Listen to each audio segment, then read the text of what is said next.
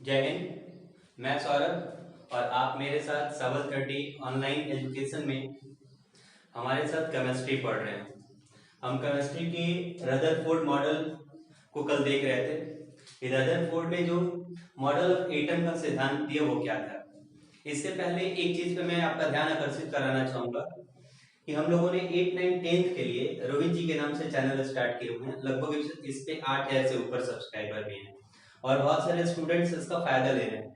साथ ही साथ एडेप्टिवो एकेडमी जो हमारा अपना चैनल है, 11th, 12th और ग्रेजुएशन की इंग्लिश, एक बेहतर लेवल की इंग्लिश की आप जाकर चैनल पे विजिट करें, जाकर खुद देखें और आपके लिए अगर लगता है कि बेनिफिशियल है तो आप इन दोनों चैनलों पे विजिट करके लाभ लें। आगे हम बढ़ाते हैं अपने सिलेबस को। तो मॉडल ऑफ एटम के रिगार्डिंग थॉमसन साहब ने एक बात कही थी जो कि मैंने आपको कल जिक्र कर रखा है। थॉमसन ने कहा था कि किसी भी बॉडी में प्रोटॉन सभी जगह है और इलेक्ट्रॉन जगह जगह पे फिक्स है। ध्यान दीजिएगा इस बात को, इलेक्ट्रॉन जगह जगह पे फिक्स है, अर्थात इलेक्ट्रॉन के स्टेबिलिटी की बात किसने कही? थॉमसन साहब ने कही। आगे बढ़ते हैं और देखते हैं रदरफोर्ड ने क्या कहा। तो रदरफोर्ड ने एक गोल्ड की पतली सी चादर ली। गोल्ड का ही चादर क्यों लिया? क्योंकि गोल्ड को ही बहुत ज्यादा पतला बनाया जा सकता है। सबसे ज्यादा पतला अगर किसी चीज को किया जा सकता है तो गोल्ड को। इसी वजह से उन्होंने गोल्ड को चुना। इसके बाद उन्होंने क्या किया कि इससे अल्फा पार्टिकल गुजारना शुरू किया सभी जगह से।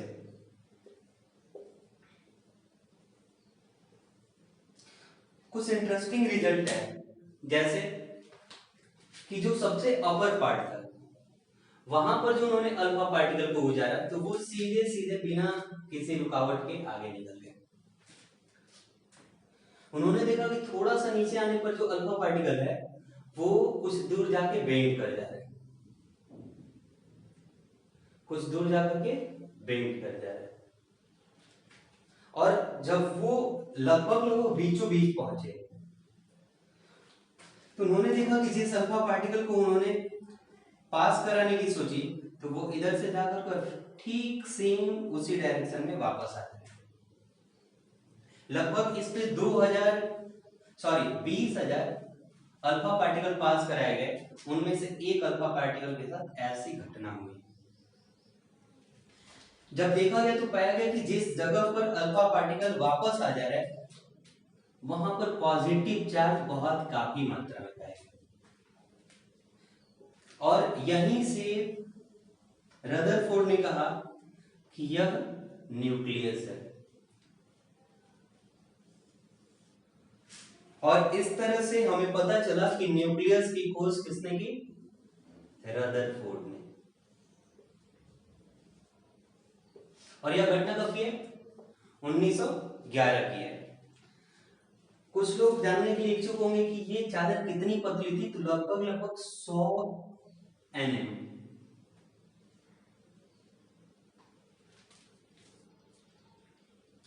आगे बढ़ते उन्होंने एटम का साइज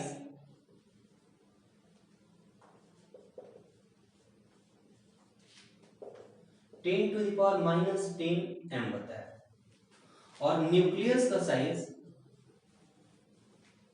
उन्होंने 10⁻15 m बताया। इसको हम 1 एंगस्ट्रम भी बोल सकते हैं और इसको हम 1 फर्मी बोल सकते हैं। लेकिन ऐसा नहीं है कि सभी एटम का साइज 10⁻⁻10 m होता है या 1 एंगस्ट्रम के बराबर होता है, क्योंकि एटम के साइज में वेरिएशन होता है। वो वेरिएशन बहुत कम होता है। इस वजह से हम ऐसा मान लेते हैं कि साइज ऑफ एटम 10⁻10 m है। और अगर आपसे कोई पूछे कि क्या ये साइज ऑफ एटम है, तो देखिए साइज ऑफ एटम को डिसाइड किया गया एक बेस लेकर के। किसके? तो कोई भी स्फेरिकल चीज होता है तो उसके रेडियस को बेस ले लिया जाता है, तो ये उसके रेडियस का बेस था। आप सभी ध्यान दीजिएगा, कुछ इंपॉर्टेंट चीजें आपके सामने रख रहा हूं मैं। जैसे ये डायरेक्ट इससे क्वेश्चन आपके एग्जाम्स में कभी कभी हिट कर जाते हैं। 10⁻³ किसके बराबर होगा? 1 मिली के।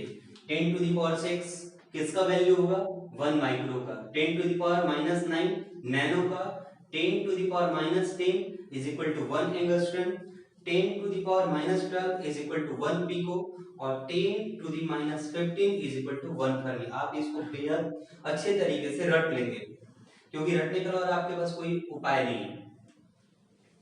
एक बात और भी ध्यान देंगे कि रदरफोर्ड साहब ने कहा कि जो न्यूक्लियस है उसके अंदर प्रोटॉन और न्यूट्रॉन मौजूद है और इसके आउटर साइड पे, ये जो आउटर साइड हो गया, इस पे इलेक्ट्रॉन तेज गति से मूव करते रहते हैं। जहां एक तरफ थॉमसन महोदय ने कहा कि इलेक्ट्रॉन फिक्स है, वहीं पर इन्होंने कहा कि नहीं, इलेक्ट्रॉन मूव करता रहता है। तो जब मूव करता है तो वो ऐसा भी होना चाहिए धीरे धीरे इसके करीब आ जाए या फिर एक जगह मेंटेन कैसे किए हुए। तो इसका रीजन उन्होंने ये बताया कि उन्होंने कहा कि इन दोनों के बीच के गैप बने रहने का कारण स्थिर वैद्युत बल है। इन दोनों के आपस में एक गैप मेंटेन करने का कारण स्थिर वैद्युत बल है। ठीक है, इस तरह से आपने देखा कि थॉमसन ने कहा कि इलेक्ट्रॉन स्टेबल है और रदरफोर्ड ने कहा कि नहीं, इलेक्ट्रॉन मूव करता है। तो रदरफोर्ड के मॉडल ऑफ एटम से हमें यह पता चलता है कि इलेक्ट्रॉन स्टेबल नहीं है।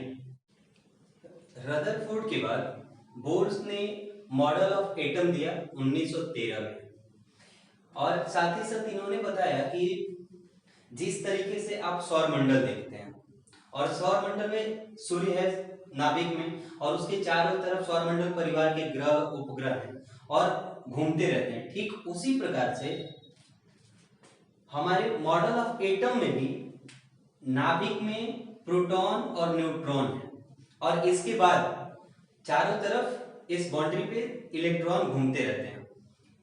साथ ही साथ एक बात और भी आई कि जब इलेक्ट्रॉन घूमते हैं तो उस इलेक्ट्रॉन की कोई संख्या भी रही होगी, तो उसी संख्या को निकालने के लिए बोर्स ने एक फॉर्मूला दिया 2n² का कि किसी भी सेल में मैक्सिमम नंबर ऑफ इलेक्ट्रॉन कितने हो सकते हैं। इस बात को बताने के लिए बोर्स ने मैक्सिमम नंबर ऑफ इलेक्ट्रॉन का एक फॉर्मूला दिया 2n², जहां पर n क्या होगा, n नंबर ऑफ सेल।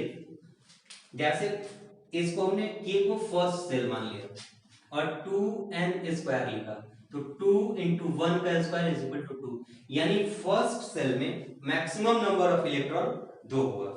आगे बढ़ते हैं तो ये दूसरा सेल, दूसरे सेल में कितना होगा, तो यहाँ पे 2 × 2 का स्क्वायर यानी टोटल कितना हुआ 8, यानी दूसरे सेल में मैक्सिमम नंबर ऑफ इलेक्ट्रॉन कितना हुआ 8। तीसरे में 2 × 3 का स्क्वायर यानी कितना हुआ 18।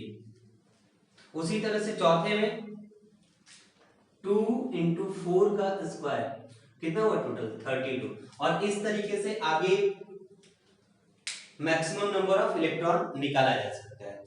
इस चीज को बोर्स ने बताया। साथ ही साथ एक बात और भी बनता है कि ठीक है, अगर हमारा ये बोर्स का मॉडल ऑफ एटम सौरमंडल परिवार की तरह है, तो सौरमंडल परिवार में ग्रह या उपग्रह जो भी हैं जो कि सूर्य के इर्द गिर्द घूमते हैं, तो उनको मेंटेन करने के लिए एक फोर्स लगता है और उस फोर्स, वो कौन सा फोर्स है, वो फोर्स देखा गया कि गुरुत्वाकर्षण फोर्स है यानी ग्रेविटेशनल फोर्स है, जिसकी वजह से ये अपना जगह मेंटेन करते हुए सन के चारों तरफ घूमते रहते हैं। यहां पर ऐसा क्या बात है कि ये जो इलेक्ट्रॉन हैं वो घूम रहे हैं और एक फिक्स तरीके से घूम रहे हैं, क्या वजह है?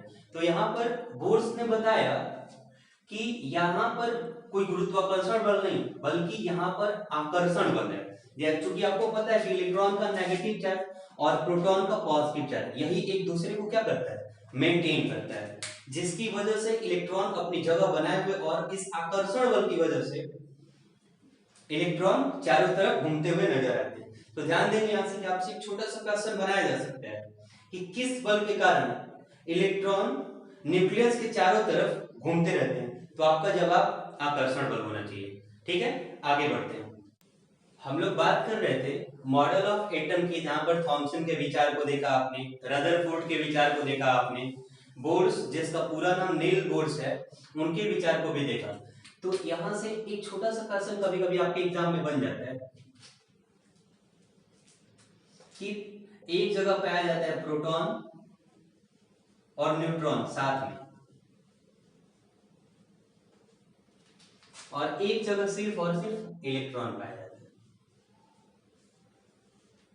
तो ये जो है इसको कहते हैं हम न्यूक्लियस।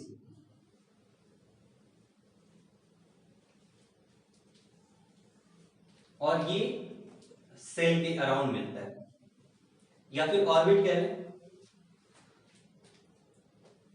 इस घटना को हम लोग न्यूक्लियॉन्स कहते हैं।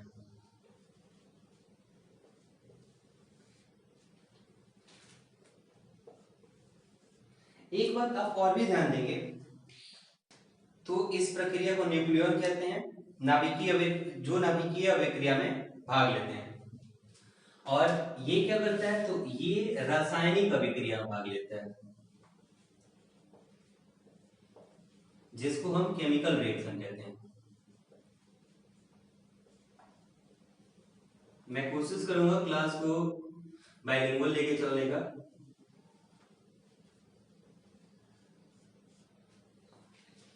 जब बात हो रही है एटम की, इलेक्ट्रॉन की, प्रोटॉन की, तो एक बात और भी होना चाहिए कि हमें पता चलना चाहिए कि प्रोटॉन कैसा चार्ज है और इलेक्ट्रॉन कैसा चार्ज है। ठीक देंगे कि ये जो आयन के तहत हम देख सकते हैं, इनको दो तरीके से कैटेगराइज किया गया, एक केटायन और दूसरा एनायन। जो केटायन होंगे यानी कि इसको हिंदी में धनायन कहते हैं।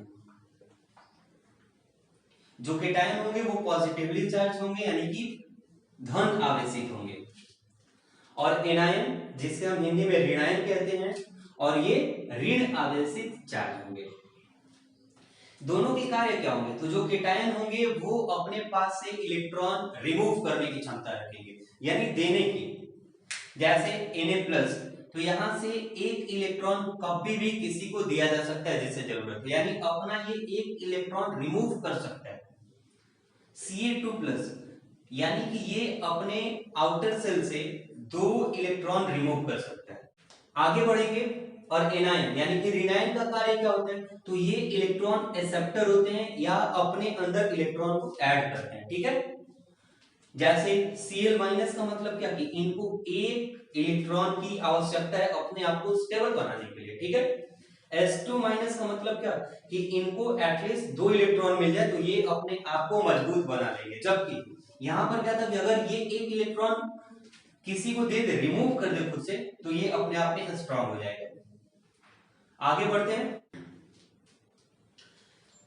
आगे देखेंगे हम लोग रिप्रेजेंटेशन ऑफ एन एटम, यानी कि एटम का रिप्रेजेंटेशन, कैसे इसको रिप्रेजेंट करते हैं। ठीक है, तो ऊपर जो लिखा हुआ रहेगा उसको एटॉमिक मास यानी कि इसका द्रव्यमान कहेंगे, जिसको हम ए से डिनोट करते हैं। नीचे जो लिखा हुआ रहेगा उसको हम क्या कहेंगे, एटॉमिक नंबर। जैसे हम यहाँ पे क्लोरीन ले लेते हैं, ठीक है, नीचे हमने इसका एटॉमिक नंबर यानी कि इसकी संख्या लिख दी 17, और ऊपर मैंने इसका लिख दिया द्रव्यमान। ठीक, तो द्रव्यमान हमेशा कहां लिखा जाएगा, ऊपर, और इसकी संख्या कहां लिखी जाएगी, एटॉमिक नंबर कहां लिखा जाएगा, नीचे। एटॉमिक नंबर को किससे डिनोट करते हैं, जेड से। हालांकि यहां से प्रश्न आपके नहीं बनते एग्जाम में, लेकिन ये हेल्पफुल होगा यहाँ के, यहां से प्रश्न आपसे बनाए जाते हैं। ठीक, ध्यान दीजिएगा, इन दोनों के बीच का डिफरेंस, ध्यान देंगे एक बार फिर से, इन दोनों के बीच का डिफरेंस कितना हो रहा है, 18 यानी 18, और यही क्या है, नंबर ऑफ न्यूट्रॉन है, नंबर ऑफ न्यूट्रॉन। ठीक है, तो परमाणु द्रव्यमान और परमाणु संख्या के डिफरेंस से हमें क्या मिला, न्यूट्रॉन की संख्या। ठीक है, एक बात यहां पे ध्यान दे लेंगे कि परमाणु संख्या, इलेक्ट्रॉन और प्रोटॉन, यानी एटॉमिक नंबर, इलेक्ट्रॉन और प्रोटॉन क्या होते हैं, आपस में बराबर होते हैं इस केस में। ठीक है, जैसा कि हमने आपको बताया कि इलेक्ट्रॉन और प्रोटॉन और एटॉमिक नंबर आपस में बराबर होते हैं, इसका एटॉमिक नंबर कितना हुआ 17, प्रोटॉन भी इसमें कितना होगा 17, तो हम यहाँ पे 17 लिख लेते हैं। इन दोनों के डिफरेंस कितने थे 18, और ये क्या है नंबर ऑफ न्यूट्रॉन, हम यहाँ पे 18 लिख लेते हैं। तो हमें क्या मिल जाएगा एटॉमिक मास, जो कि कहाँ लिखा हुआ है ऊपर में। तो एटॉमिक मास निकालने के लिए हम क्या करेंगे प्रोटॉन प्लस न्यूट्रॉन। जरूरी नहीं है कि प्रश्न में प्रोटॉन और न्यूट्रॉन डायरेक्ट दिया हो सकता है कि सिर्फ और सिर्फ एटॉमिक नंबर दे दे आपके पास, ठीक है, और न्यूट्रॉन दे दे। तो उस स्थिति में आपको पता होना चाहिए कि atomic number is equal two electron and proton, ये तीनों एक दूसरे के बराबर होंगे। तो ऐसी स्थिति में आपको क्या करना होगा कि इस इलेक्ट्रॉन की संख्या को ही प्रोटॉन की संख्या समझना होगा, और यहाँ पे पुट करके आप एटॉमिक मास निकाल सकते हैं। ठीक है, आगे बढ़ेंगे। तो मॉडर्न पेरियोडिक टेबल जो अभी हम आज के टाइम में यूज करते हैं, इससे पहले भी बहुत सारे पेरियोडिक टेबल बने और उनको अपने अपने आधार पर अरेंज किया गया, लेकिन कहीं ना कहीं वो सेटिस्फाई नहीं कर पाए, जिसकी वजह से उन्हें गलत कर दिया गया। ठीक, अभी जो मॉडर्न पीरियोडिक टेबल है उसे अरेंज किया गया किसके आधार पे, एटॉमिक नंबर के आधार पे। ठीक है, आगे ध्यान देंगे, आइसोटोप्स एटॉमिक नंबर क्या होगा सेम होगा, ठीक है, जबकि उसका मास क्या होगा डिफरेंट होगा। जैसे आप एग्जांपल के तौर पे देख सकते हैं, एटॉमिक नंबर इसका भी 1, इसका भी 1 और इसका भी 1। ऊपर वाला मास नंबर होता है, जैसा आपको मैंने कुछ देर पहले भी बताया, इसका मास नंबर 1, इसका कितना 2 और इसका कितना 3। क्लियर है? तो मास नंबर डिफरेंट और एटॉमिक नंबर सेम क्या कहलाएगा आइसोटोप्स। क्लियर है? ध्यान दीजिएगा कि इसे प्रोटियम कहते हैं। हाइड्रोजन एटॉमिक नंबर 1 और मास नंबर 1, उसको क्या कहेंगे प्रोटियम। इस स्थिति में एक बात मैंने आपको पीछे और भी बताया, अगर ध्यान दिया होगा तो, कि एटॉमिक मास से अगर एटॉमिक नंबर को घटाया जाए तो हमको मिलता है न्यूट्रॉन। क्या मिलता है न्यूट्रॉन, और यहां पर घटाने पे क्या मिल रहा है 0, तो इसमें न्यूट्रॉन की संख्या नहीं होती है। तो कभी कभी क्वेश्चन आ जाता है कि हाइड्रोजन का वो कौन सा पार्ट होगा जबकि उसमें न्यूट्रॉन नहीं होगा। ऑप्शन में दे देगा ड्यूटेरियम, ट्रिटियम, प्रोटियम। तो प्रोटियम के केस में, या फिर प्रोटियम ना भी दे देगा, हो सकता है दे देगा normal water, heavy water, radio active element. ठीक, तो उस स्थिति में आपको क्या कहना होगा, नॉर्मल वाटर के केस में हाइड्रोजन के पास कोई न्यूट्रॉन नहीं होता है। क्लियर? आगे बढ़ेंगे, ड्यूटेरियम जिसे हैवी वाटर भी कहते हैं, ठीक है, और इस स्थिति में इसके पास मास नंबर 2 और एटॉमिक नंबर 1। आगे बढ़ेंगे, ट्रिटियम, और ट्रिटियम के केस में भी मास नंबर एटॉमिक नंबर तो हर जगह सेम होगा। मास नंबर यहाँ कितना हुआ 3, और यहाँ पे नंबर ऑफ न्यूट्रॉन्स कितने हो जाएंगे 2। ठीक है, और ट्रिटियम से एक अच्छा कॉन्सेप्ट ये है कि ट्रिटियम जो है वो नेचर में पाया जाने वाला सबसे हल्का रेडियो एक्टिव एलिमेंट है। क्या है? सबसे हल्का रेडियो एक्टिव एलिमेंट। ध्यान रखेंगे इसको, हो सकता है आपके एग्जाम के लिए ज्यादा महत्वपूर्ण साबित हो जाए अगले एग्जाम में। ठीक, आगे आइसोटोन्स। आइसोटोन्स का मतलब same number of neutrons and different number of protons. यानी एक हम ऐसे एलिमेंट्स को लेंगे जिनके नंबर ऑफ न्यूट्रॉन्स क्या होंगे सेम, लेकिन नंबर ऑफ प्रोटॉन्स क्या होंगे डिफरेंट। जैसे यहां आपने क्लोरीन ले लिया, अच्छा आपको प्रोटॉन तो न्यूट्रॉन तो आपको निकालना आ गया होगा कि एटॉमिक मास से एटॉमिक नंबर को घटाएंगे न्यूट्रॉन आ जाएगा। जैसे कितना है 18। ठीक है, यहां एटॉमिक मास एटॉमिक नंबर दोनों के डिफरेंस को हम क्या कहेंगे न्यूट्रॉन। यहां कितना 18। ठीक है, तो यहाँ पे आप देख रहे हो एलिमेंट अलग अलग हैं, लेकिन इनकी न्यूट्रॉन्स की संख्या क्या है सेम है। तो एलिमेंट्स कोई भी हो, अगर उनके न्यूट्रॉन्स सेम हो, अगर उनके न्यूट्रॉन्स की संख्या क्या हो सेम हो, तो वैसे एलिमेंट क्या कहलाएंगे आइसोटोन्स। क्लियर है? जैसे यहाँ देखेंगे पोटेशियम का एटॉमिक नंबर कितना 19 और एटॉमिक मास 39। इनका न्यूट्रॉन कैसे निकाला जाएगा, तो एटॉमिक मास से अगर एटॉमिक नंबर घटाते हैं तो न्यूट्रॉन निकलेगा। ठीक है, और यहां से कितना होगा 20।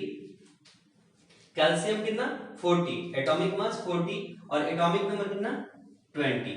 अगर इनका डिफरेंस कीजिएगा तो आएगा न्यूट्रॉन, और वो कितना आ रहा है 20। ठीक है, तो इन दोनों का भी न्यूट्रॉन क्या हो गया, सेम हो गया, दोनों का न्यूट्रॉन क्या हो गया, सेम।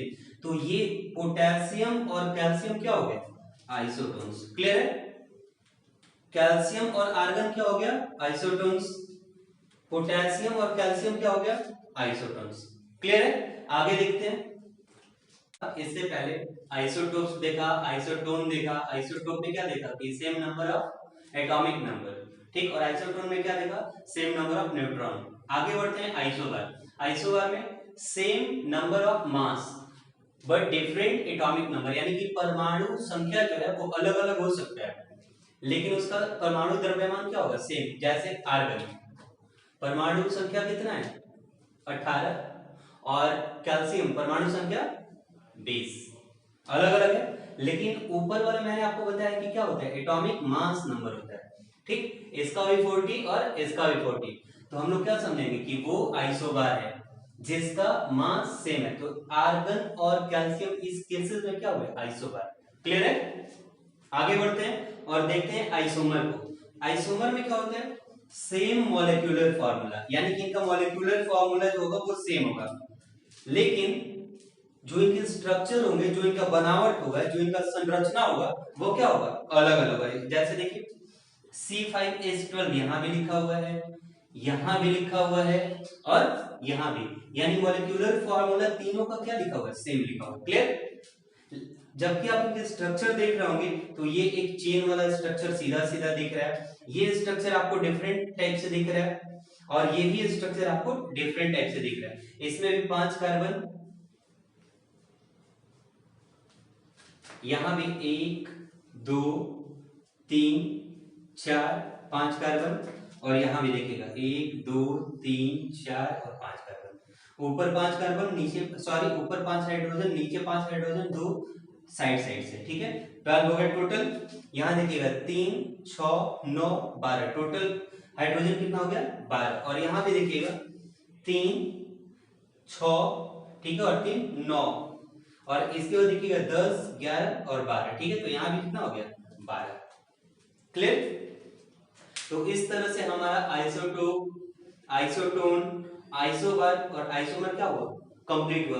ज्यादा चांसेस हुआ एग्जाम में इसके आने का, क्योंकि थोड़ा सा टिपिकल है ये। ठीक है, आगे बढ़ते हैं। अब आइसोटॉप्स, आइसोटोन, आइसोबार और आइसोमर। ठीक है, आज ये वीडियो हम लोग यहीं पे रोकते हैं। और मैंने वीडियो के शुरुआत में आपसे कहा था कि आपके अगर छोटे भाई बहन हैं जिनकी पढ़ाई बाधित हो रही है तो 8 9 10 के लिए रोहित जी चैनल पे जाएं, विजिट करें। आपके लिए अगर बेनिफिशियरी है तो आगे कंटिन्यू कीजिए उसको। इंग्लिश की अगर आपका कोई संबंधी है जो 11 12 या फिर ग्रेजुएशन में इंग्लिश लेकर पढ़ रहा है तो उसके लिए लिटरेचर सहित, बुक के लिटरेचर सहित एक बेहतर लेवल के ग्रामर के लिए हमारा चैनल है एडेप्टिवा एकेडमी। और आप कॉम्पिटिटिव लेवल के अभी हमारे साथ साइंस का केमिस्ट्री पढ़ रहे हैं, साथ ही साथ मैथ्स के वीडियो आने चालू हो जाएंगे, डेली डोज और करंट अफेयर्स के वीडियो डालने लगे हैं। तो उसके लिए आप हमारे चैनल एडू सबल 30 आप अपने मित्रों के बीच में बताएं अगर आपको लगता है कि बेहतर कंटेंट के साथ हम आ रहे हैं तो। ठीक है, इसी के साथ अगले वीडियो मिलते हैं, तब तक के लिए जय हिंद।